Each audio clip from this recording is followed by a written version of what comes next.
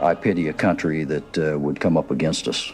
The synergy with air, land, and sea forces and our ability to control the battle space and seize the high ground is devastating. All countries respect the power of the United States and they respect how dominant we are in this region.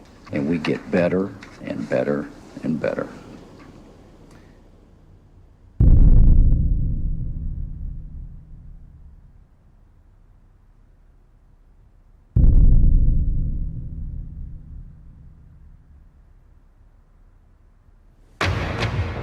Tonight at 10, a rare glimpse of China's ambitious expansion in one of the world's most contested regions.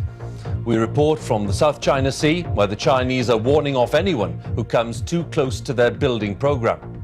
We continue our look this morning at what China does not want you to see. The United States says the superpower is reclaiming land in the South China Sea. The fact that we're dealing with a situation right now where the U.S., has to be much more aggressive in dealing with the Chinese government. CNN has learned that the U.S. Navy is about to send a destroyer there. Let's go to our CNN chief. CNN got exclusive access to classified U.S. surveillance flights over the islands. The threat of China is becoming big news. The media is beating the drums of war as the world is being primed to regard China as a new enemy. China's alarming creation of entirely new territory in the South China Sea is one part of a broader military push that some fear is to challenge U.S. dominance in the region. China is building airstrips in the South China Sea on disputed islands condemned by an international tribunal. This is now a flashpoint for war between China and America. What is not news is that China itself is under threat. These American bases form a giant noose encircling China with missiles, bombers, warships, all the way from Australia through the Pacific to Asia and beyond. I mean, if you were in Beijing looking out, you stood on the tallest building in Beijing and looked out at the Pacific Ocean, you'd see American warships. You'd see Guam is about to sink because there's so many missiles pointed at China. You'd look up at Korea and see American armaments pointing at China. You'd see Japan, which is basically, Japan's a glove over the American fist. I think if I was Chinese, I'd have a little to worry about American aggressiveness. And we have China surrounded, and we're doing more all the time to try and keep it surrounded and deepen that containment of China. But China presents a fascinating case of a country that is independent, doesn't have foreign bases on its territory, growing very rapidly, not as rapidly now as it did for 30 years, but still the second-ranking economy in the world. We have an adversary. And that adversary is China. And that adversary, unless there is dramatic reform inside China, will be our enemy someday. One myth, I think really that needs to be dispelled was that somehow China's aiming to replace America and gonna run the world. It's not. Well, first of all, the Chinese are not that stupid. The West, with its Christian roots, are about converting other people into their beliefs. The Chinese are not about that. It's just I'm not degrading the Western culture. I'm just pointing out the inherent nature, the DNAs of two different cultures. The Chinese 2,000 years ago built the Great Wall to keep the barbarians out, not to invade them. As the world's economic power moves rapidly to Asia, the response of the United States is to deploy the majority of its naval forces to Asia and the Pacific. This massive military buildup is known in Washington as the pivot to Asia. The target is China. The great power game in the 21st century is called perpetual war. For America's unchallenged arms industry, the annual prize is huge profits from almost $600 billion of military spending. Once an imaginary weapon on Star Wars, the electromagnetic gun is now reality. You're sitting there thinking about these next generation and futuristic ideas, and we've got scientists who have designed these, and it's coming to life. And the smartest weapons need enemies. As a Pacific nation, the United States will play a larger and long-term role in shaping this region and its future. I have directed my national security team to make our presence and mission in the Asia-Pacific a top priority. In one sense, is the US already at war with China? Yes, on the ground and in the air. The winner of the Nobel Peace Prize, President Barack Obama, has committed to trillions of dollars to our nuclear arsenal. He's committing trillions of future dollars to war in space. And we need an enemy for all this money, and China's the perfect enemy.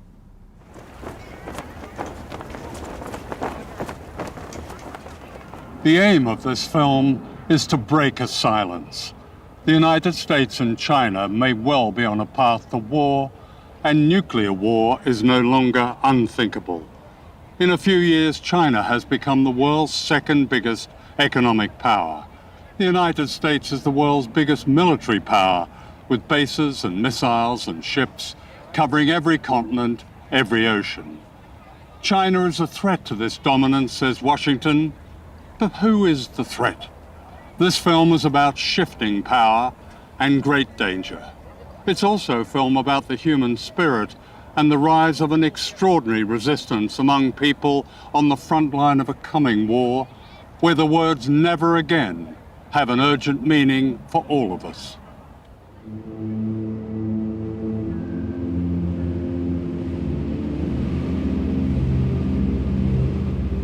This is Bikini, the rim of an ancient underwater volcano in the Marshall Islands. With its necklace of 23 islands, Bikini is a place of beauty and silence and menace. Look closely where the Emerald Lagoon suddenly falls into a vast black hole. This is the crater of one of the greatest man-made explosions, the hydrogen bomb they call Bravo. It vaporized an entire island and poisoned almost everything and everyone. As our plane flew low, we seemed to touch its deathly void.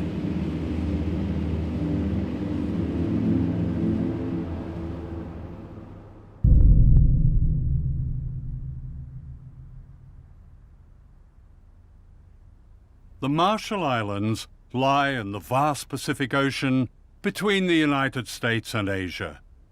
Captured from the Japanese in World War II, they've long been America's strategic secret, its stepping stone to Asia and China.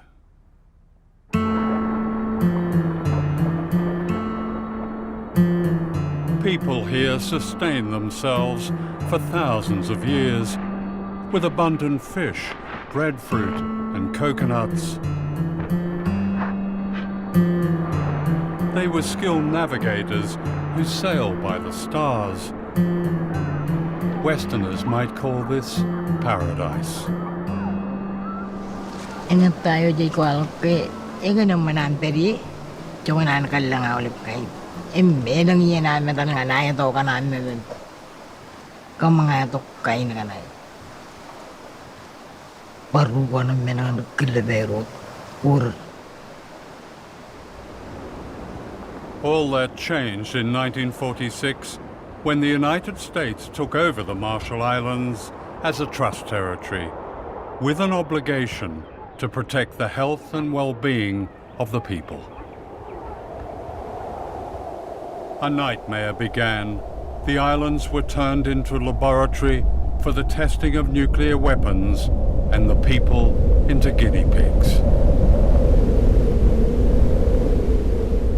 Crossroads, scene 24, take 2. In this propaganda film, the Bikini Islanders are being deceived.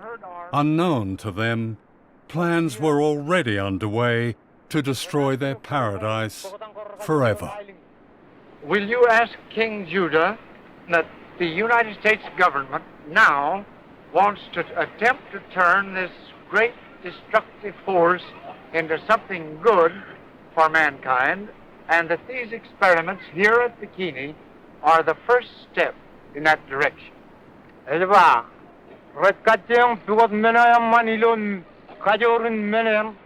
Tell him that's fine. Everything being in God's hands, it must be good.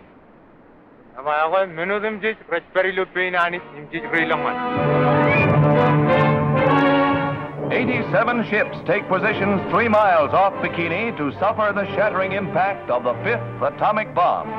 Here will be An armada of warships was assembled in Bikini Lagoon in order to blow them to bits.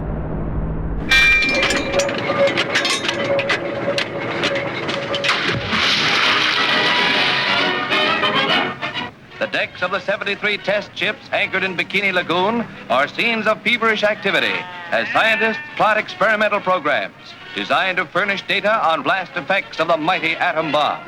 Animals of many Animals were strapped to their decks like a perverse Noah's Ark. The experiment was to see how they died, how they burned. Special ointments are applied to determine their protective qualities. Other parts of the exposed areas being left bare to the atom blast. 3, 2, 1.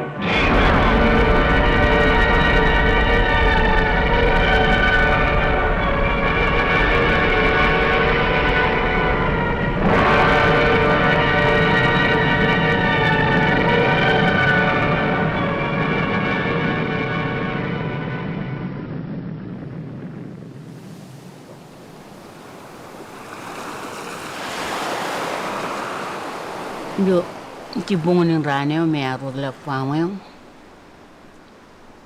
Kami ki em rong jaga ingin ani pulak.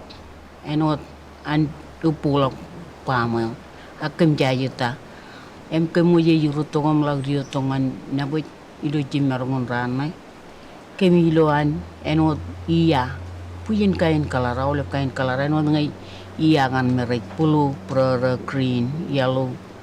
Ilo tereo ilo menako ijo terangan pen rutoro rar kakai riri im chang im ketire lo an mo ilo cipongani ngam parte ko kali kam yang arti bantaman melaro jaga ini kan ko kam yang ilam nak boleh nor percuan pada pano nanin kakil jaro jaga jat nanin kakil enangan enoti.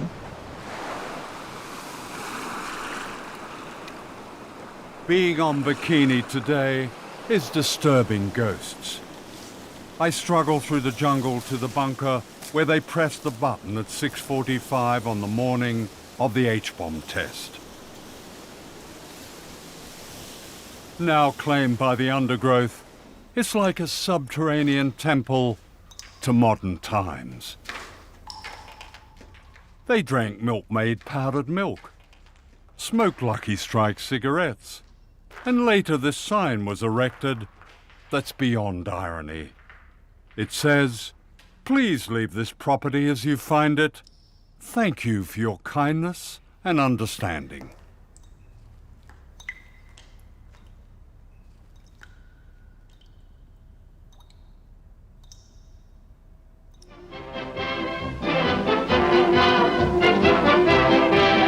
The Mamsells give their all for their art, and you can just bet that audience is giving with the wolf calls. The Bikini, named after the atomic explosion in the Pacific. The Bikini was an explosion everywhere. In 1946, the Bikini swimsuit was launched to celebrate the nuclear explosions that had destroyed life on Bikini Island. The inventor of the Bikini, a Frenchman, made his fortune.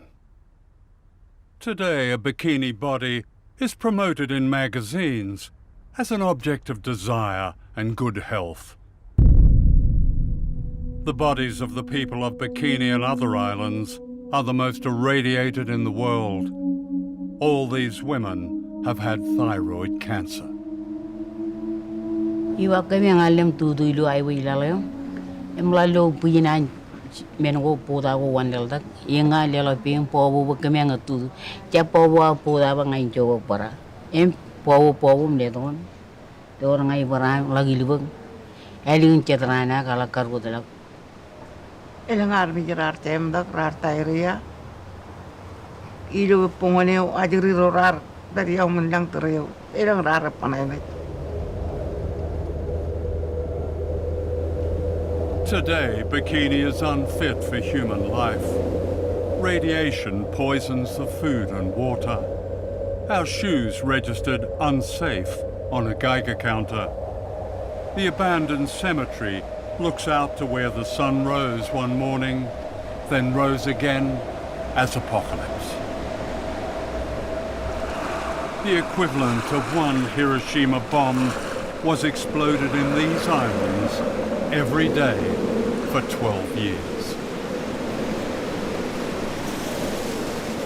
A scarred beauty has returned to the island, but the people haven't. Exiled to barren islands, many of them starved. In 1968, President Lyndon Johnson told them it was safe to go home.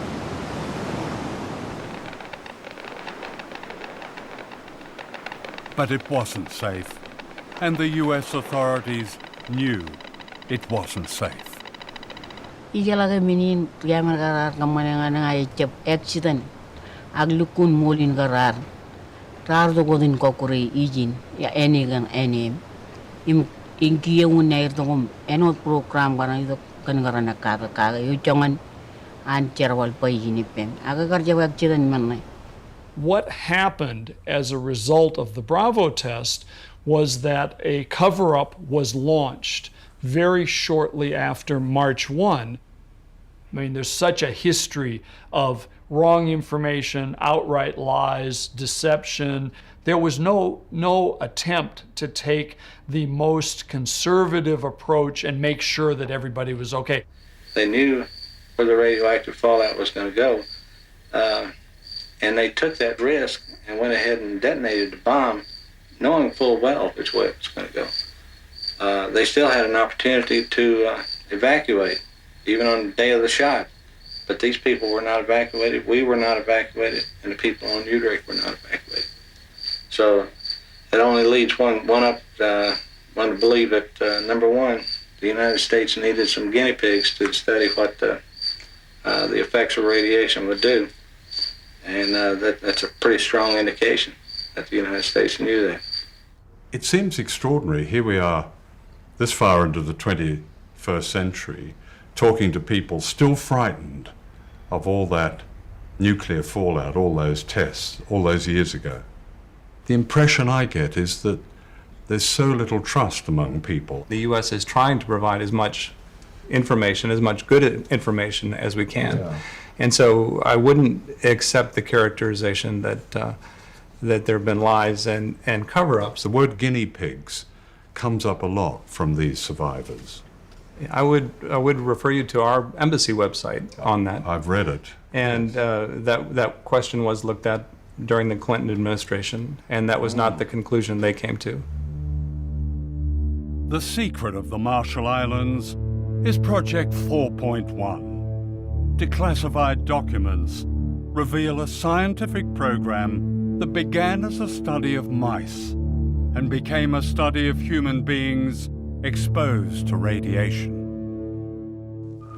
Chicago is where it all began, and to the AEC Argonne Labs in Chicago last week came 7 men, natives of the Marshall Islands.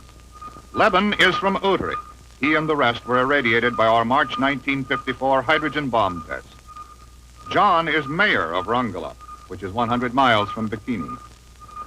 John, as we said, is a savage, but a happy, amenable savage. His grandfather ran almost naked on his coral atoll. The white man brought money and religion and a market for his copra. John reads, knows about God, and is a pretty good mayor. The Iron Room is a radiation detector for human beings. Inside, John, the mayor, whose first visit to the white man's country meant San Francisco cable cars and Chicago skyscrapers and streamlined trains, whose first visit to the white man's country meant the Iron Room. A savage governs his life by ritual, and he understands this because he thinks of it as a new ritual, sitting alone inside the room. Outside, a strange kind of priest in a long white coat.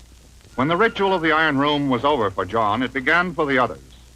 As each finished, he was told it was over, and he was given apples and other good things to eat.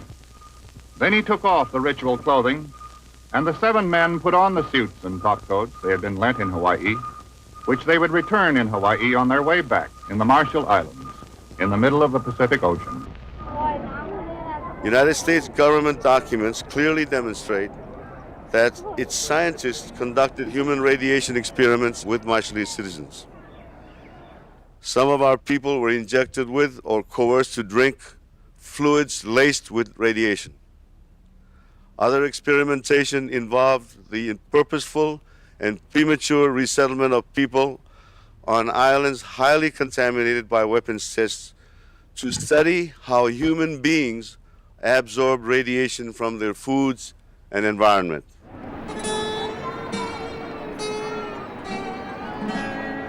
These people are guinea pigs. They are part of the experiment Project 4.1. They're being returned to Rongelap, an island 100 miles from Bikini, by the US Navy. They were told repeatedly it was safe to go home. This happy couple believed they were going home to safety. The man is John and Jane, the mayor of Rongelap, the happy savage from the Iron Room in Chicago. His wife is Majua, and this is their baby son, Lekoj. They had no idea of the horror that lay ahead. They are being returned to an island described by a US atomic energy official as by far the most contaminated place on Earth. He added, "It will be interesting to get a measure of human uptake when people live in a contaminated environment." The people of Rongelap remained on their poison island for 28 years as guinea pigs, the objects of regular scientific examination. Ngay chập dukun malele lang nangan bijay walo pera kana kay ngay chap taray jajik tanangan bijay walo jan cancer mama arbar thyroid pera jilelok ni menunongan thyroid me ngay chap rar chap apredi etan value chadu rar apredi im isbar reaction turuit adakan turuit mi ngay chap tamak ke chuan accident kan talali lu tan chet nan rar noji.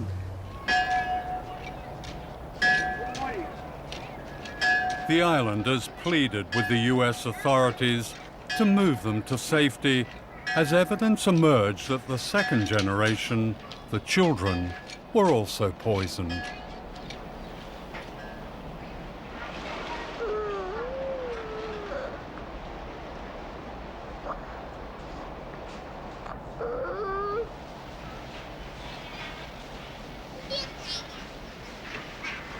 Desperate to leave, the islanders called on Greenpeace to rescue them. This ship, the Rainbow Warrior, moved the entire population to an uncontaminated island.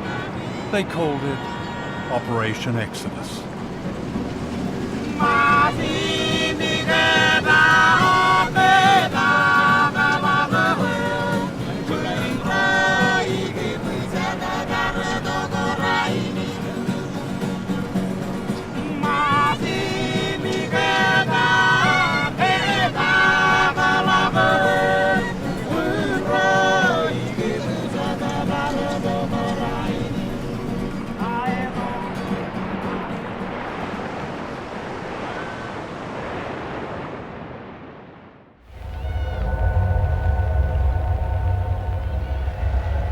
This is Dr. Robert Conard, a leading medical scientist of Brookhaven National Laboratories.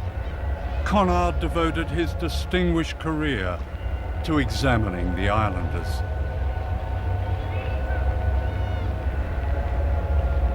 He wrote, "The habitation of these people on the island will afford the most valuable ecological radiation data on human beings. The various radioisotopes present can be traced from the soil to the food chain and into human beings."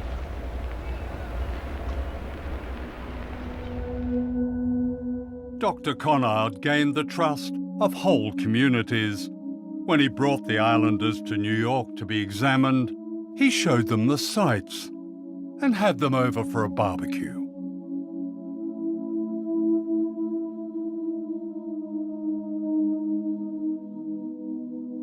When John and Jane's son Lekoj died, aged 18, Dr. Conard sent the man they called a savage a sympathy card from your friend, Bob. In 1957, Majua Anjane was the smiling young woman seen here on her way back to Rongelap, unaware of the danger she and her family faced. This is Majua 28 years later, grieving the death of her son Lekoj from radiation poisoning.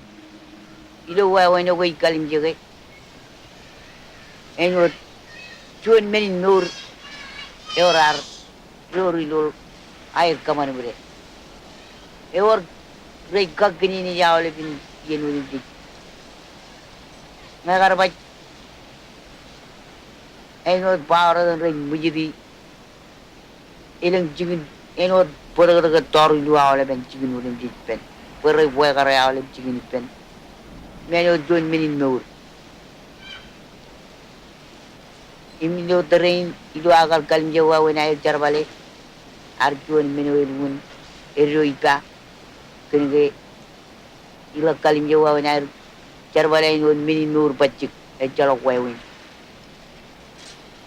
ewe yang in menyo ala bagalam nakaga oleh ben minuun jik ken ribale we rar ko kuralar ngundi in mujidi wayare kakini ni jidu why when I tell the you know many nur budget and when many kalaman yan kaka ole beran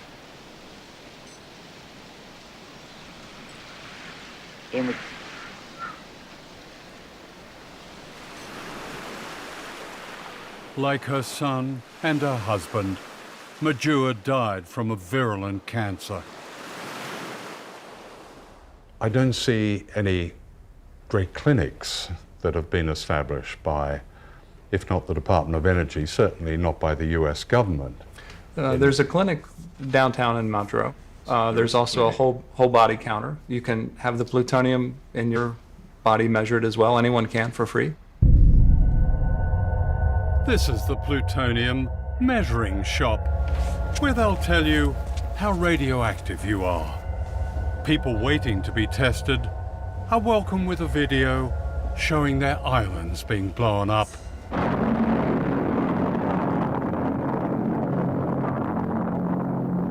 And this reassuring commentary. Yahwehkom Aulip, Etaim Bill Jackson, Program Manager of the Department of Energy, DOE Marshall Islands Program.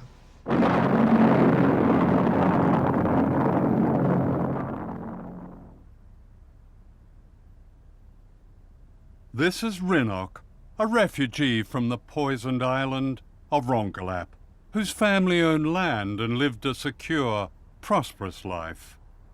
Now she lives in a shack in the capital, Majuro, with her children and grandchildren. She has no water, no sanitation.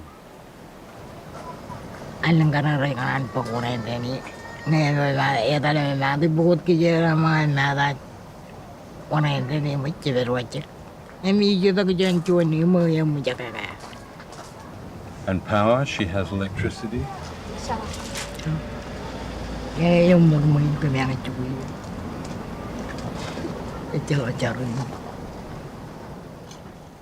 In 1986, the United States granted limited independence to the Marshall Islanders on condition that they accepted a mere $150 million compensation for the damage caused by nuclear testing.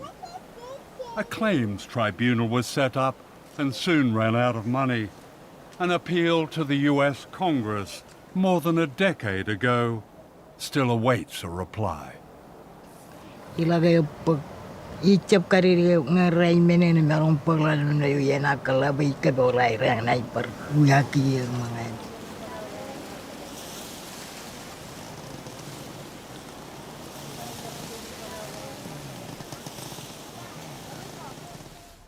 Darlene Keju Johnson was a young health worker who became the champion of her people after she discovered the full extent of their suffering caused by nuclear testing, that many more islands were poisoned than the Americans claimed.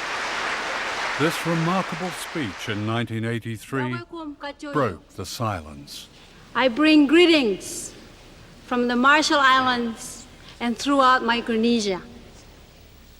We have hundreds of women who have miscarriages. We have leukemia cancers. We have thyroid cancers. We have stillbirth babies. We have nowadays, I just gone back from home, and I have talked to many women and men in the population, is that we have babies we call jellyfish babies. A baby is born on a labor table, and it moves up and down like this. It's a colorful, ugly thing. It does not shape like a human being.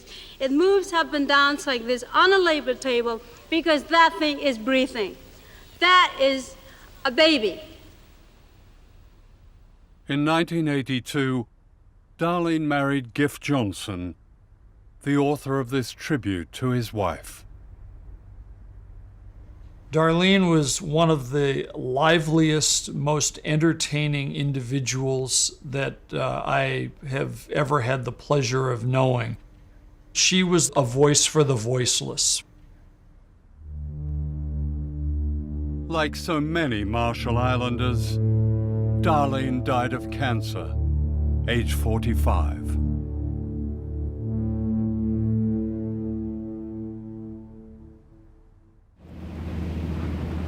This is the largest of the islands, Kwajalein, occupied by one of America's most important and secretive bases. Known as the Ronald Reagan Test Site, it's a missile launch pad that commands the Pacific Ocean all the way to Asia and China.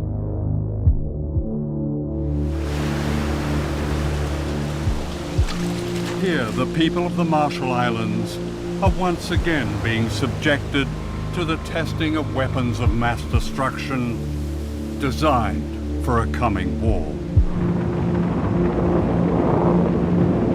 The base is part of a remarkable plan known as Vision 2020. Devised in the 1990s, its aim is described officially as full spectrum dominance. This means control of all land, sea, air, cyberspace, and space. 5, 4, 3, 2, 1, ignition. From California, almost 5,000 miles away, the U.S. Air Force tests its intercontinental missiles by firing them at the Marshall Islands. Imagine a missile coming screaming out of the sky. It's absolutely terrifying. I think that there's really nothing that I can imagine that would be more terrifying than this. And we're talking about devices that any one of them could go off course. None of this disturbs life on the base, where small-town America has been recreated, a wonderland of the suburban good life.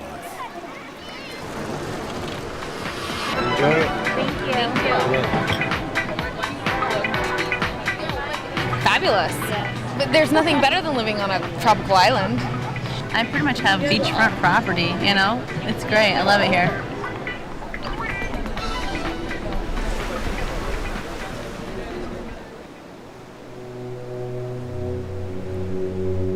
Just across the bay is Ibai Island. Known as the slum of the Pacific, more than 12,000 people live here on a strip of land less than a mile long.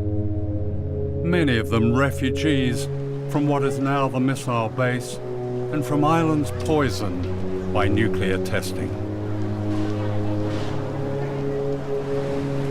Every day, people from Ibai are brought to work on the missile base to water the gardens and the golf course. Then they are ferried back to their poverty. This is apartheid in the Pacific.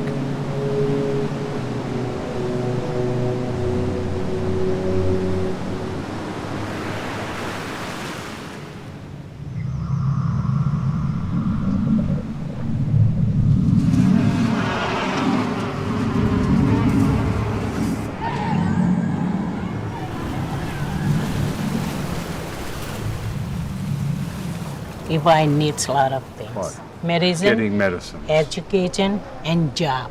Vegetable and fruits. Vegetable and fruits. Yes. Here we are, it's a tropical island, and you need vegetable and fruit. Yes. Fish, vegetables, and fruit were once abundant on Ibai. Today, fish is contaminated by toxic pollutants, says the Environmental Protection Agency. Now the only food most people can afford is processed and imported. They have the highest rate of diabetes in the world.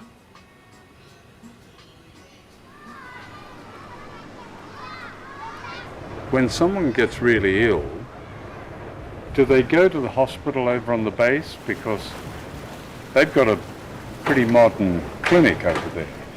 They don't treat them with medicine. They just go there for taking the blood and then x-ray. So what happens when somebody is seriously ill? They cannot do anything. The most consistent example given is the example of the Ronald Reagan missile site and Ibai next to it. On the Ronald Reagan missile site, there's a vivid example of the United States, golf courses and swimming pools and all kinds of amenities. Right next to it is what is called the slum of the Pacific. It's a challenge. Ibai is in great need right now. We've talked about infrastructure. One of the projects the U.S. is working with our Australian colleagues and with the Asia Development Bank is a sewer and water project, desperately needed for Ibai. Ibai is overcrowded, the schools need repair. Actually, the U.S. military did a survey back in the 70s and found that the sewers didn't work and the water didn't run and the electricity wasn't there. It only happened not all that long ago. They found almost exactly the same thing. Why hasn't that been fixed? There's complete agreement that Ibai should be a priority, and not only because of the current activities of the Ronald Reagan Space and Missile Defense Site, but there's also now an additional component that is providing for global security, and that's the Space Fence project by the Air Force. Every missile fired on the Marshall Islands by the U.S. military costs $100 million each. This derelict school bus is the only one on Ibai. They can't afford to replace it.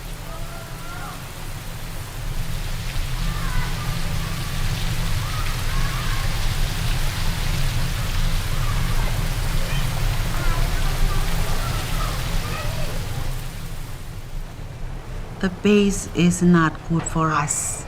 The people of Marshall Islands, we have no need for it. It's being used to test missiles to fire at countries like China. Yes, and anywhere else if they want to. What would you like to see happen there?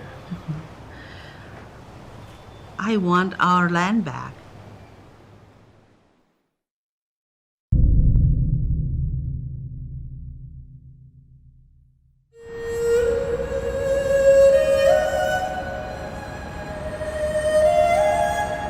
This is Shanghai, the historic port on the Yangtze River, China's greatest city. I had arranged to meet the American author James Bradley, whose latest best-selling book, The China Mirage, reveals an extraordinary hidden history of American power and modern China. It was almost illegal for someone like me to know a Chinese for almost all of American history. The Chinese came to America to mine gold and build the railroads, and Americans decided we didn't like the competition. So in 1882, we had the Chinese Exclusion Acts, which kept the Chinese out of the United States for about 100 years. So you have the largest population in the world that can't come to the United States. So at just the point we're putting up the Statue of Liberty saying we welcome everybody, we were erecting a wall saying we welcome everybody except those Chinese. Fear of a rising China today is the latest chapter in a history of propaganda that presented the Chinese as uncouth and infantile.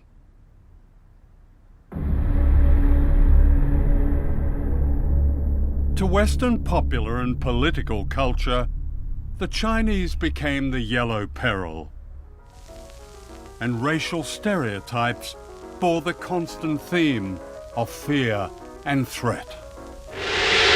Boris Karloff as the evil Fu Manchu, his passion for power twisting his brilliant mind as he revels in the horrors of human sacrifice and torture. Behind the mask of Fu Manchu. This caricature of an entire people concealed another agenda: opium.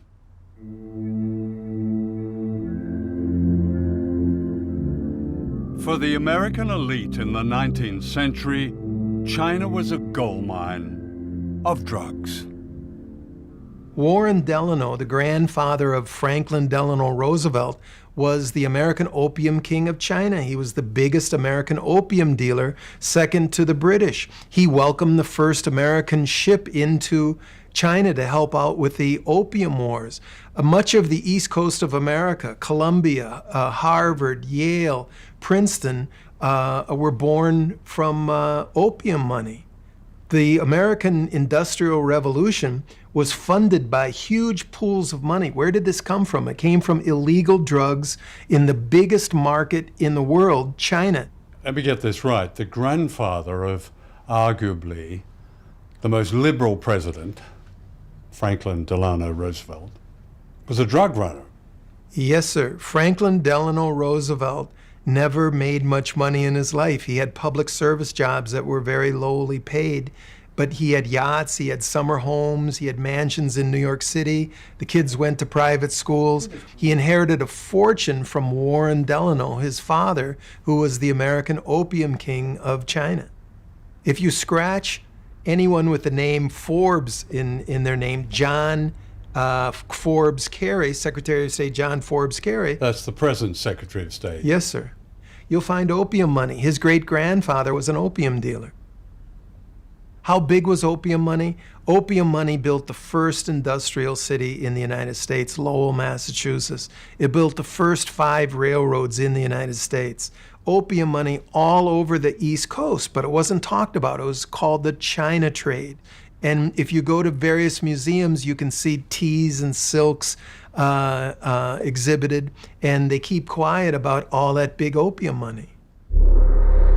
In the scramble to get opium money, China was invaded and colonized by Britain and the other imperial powers.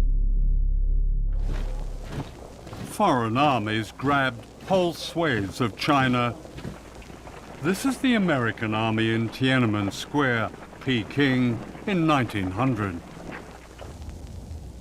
Great cities like Shanghai were taken over and declared concessions, and foreigners lived a life of privilege and luxury amidst terrible poverty imposed on the Chinese.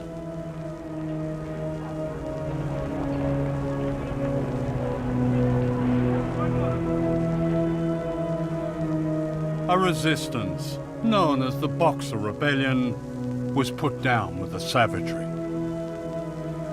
This rape of China set the tone for how China was perceived in the West well into the 20th century.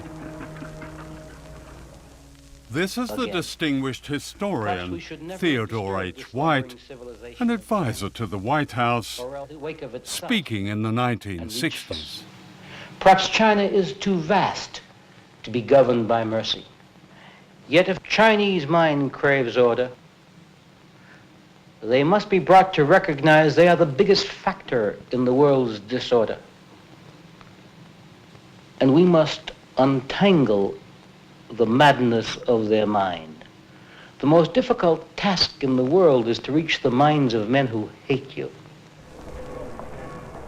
What White was really complaining about was the loss of a China that the Imperial West could dominate, and the defeat of General Chiang Kai-shek, who with his famously powerful Christian wife, Mei Ling-sung, guarded America's interests in China. That is, until they were thrown out in 1949 by a communist revolution led by Mao Zedong. Mao had beaten Chiang Kai-shek 3 times in huge battles involving millions of combatants. Mao was a winner in this contest from the early 1930s on, but we knew very little about it, and people don't understand that even today. Shanghai hears the message clearly as foreign businessmen board up their shops. Go now, go quickly, for communism marches.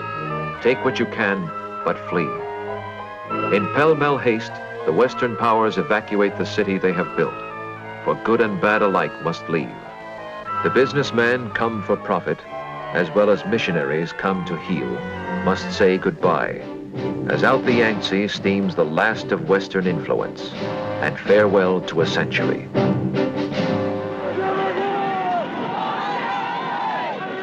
Even today, it's difficult to understand the paranoia ignited by Mao's revolution. As we look at China on the map, we can see that China is the basic cause of all of our troubles in Asia.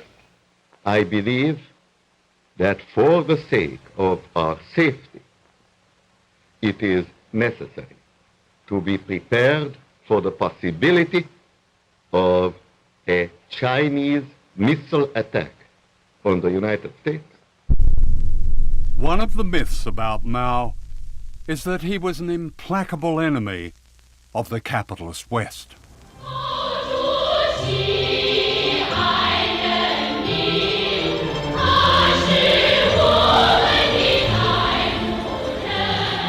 Shanghai today is a prosperous international city, still run by the communists, at least in name.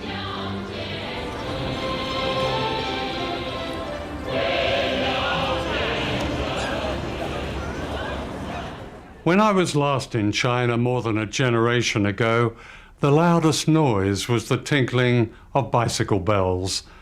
Mao had just died, the streets were dark, the universities were closed.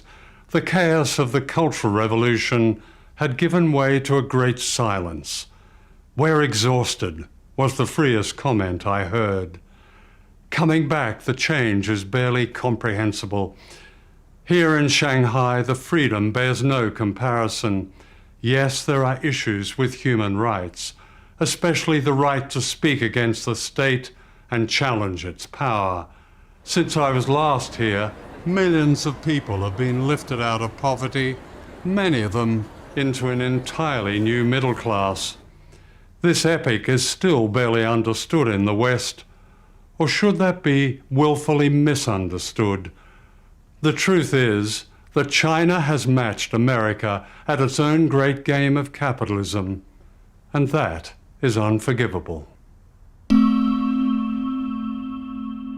One measure of China's new capitalism is the Uran Rich List. This league table of China's mega-rich is published by Rupert Hugenworth, an old Etonian whose Chinese name is Huron. He's received many awards, including China's Man of the Year. This year, 2015, has probably been the most extraordinary year of wealth creation in the history of China again. You know, I've been doing this list for 15, 16 years. I've never seen a year like 2015. You know, normally for £200 million or $300 million, we find, say, about 800,000 people. This year, 2015, it's doubled. There'll be more dollar billionaires known about in China than in the US. So the US, up until now, has been the leader in terms of business, you know, the most successful business tycoons in the world. China 2015 will have overtaken the US, so amazing.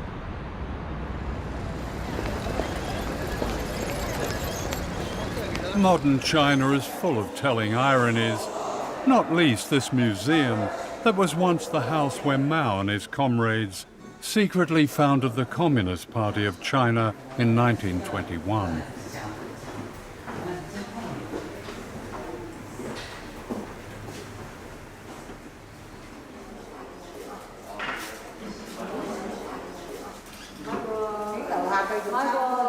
Today it stands in the heart of an exclusive, very capitalist shopping district.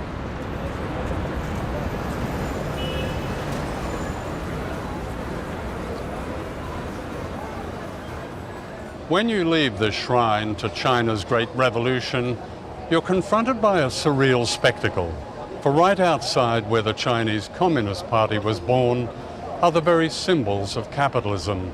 Starbucks, Apple, Cartier, Dolce & Gabbana, and down there perhaps the free market's greatest triumph, bottled water that ensures you live young, costing £6 for a small bottle in my hotel. Would Mao spin in his tomb if he was here? I'm not so sure.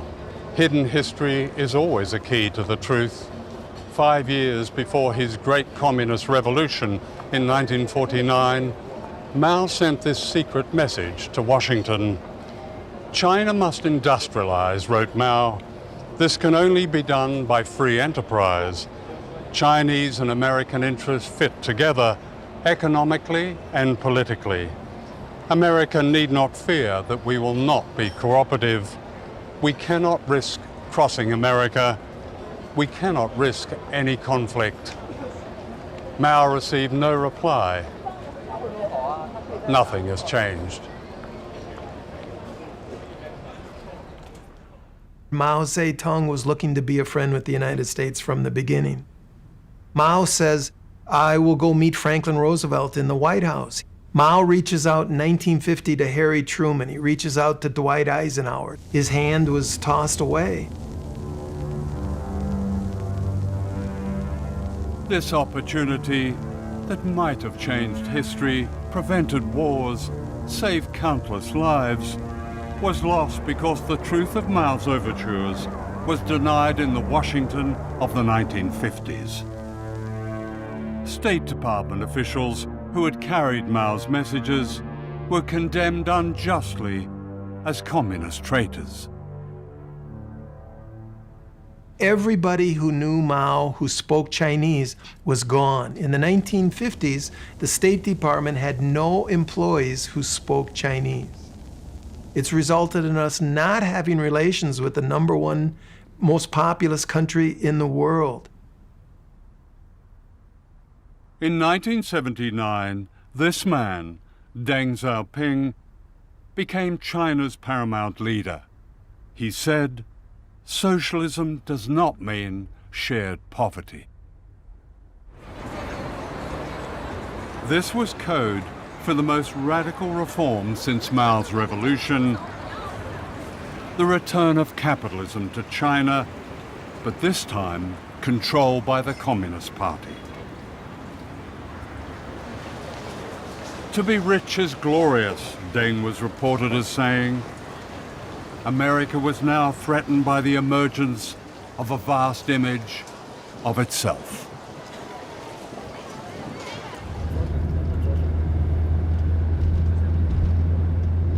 This is one of the many very exclusive gated communities in Shanghai. where an apartment is one of the prizes of the new communism.